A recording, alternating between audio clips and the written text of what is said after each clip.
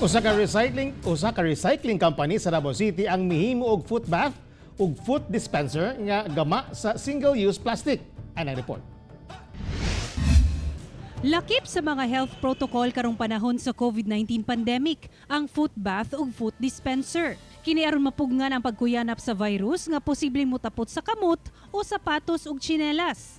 Busang usa ka recycling company sa Davao City, mihimo og maong produkto nga gama sa 100% single-use plastic.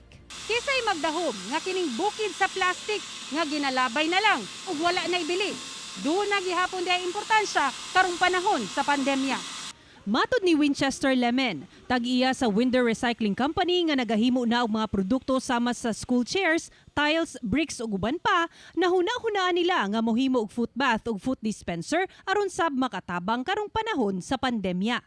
Yung mga kinokolekta natin ng mga single-use plastics, ginagawa natin ng paraan para magkaroon tayo ng product na magagamit po ng ating mga kababayan.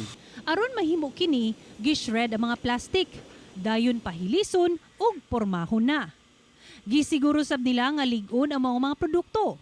Sa maong paagi kuno, dili lang sila makatabang sa pagpaundang sa pagkatag sa virus, nakatabang pa sila sa kinaiyahan.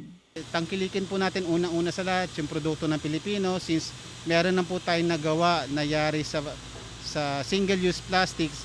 Sa tingin ko po hindi lang tayo nakakatulong sa environment, mas nakakatulong po tayo sa komunidad dahil po malinis na yung ating kapaligiran and at the same time, nakakatulong po tayo na wag ma-spread yung virus na dinadaanan natin ngayon. Kauban si Jojo Solarte sa kamera, ako si Sara Hilomen Velasco para sa One Mindanao.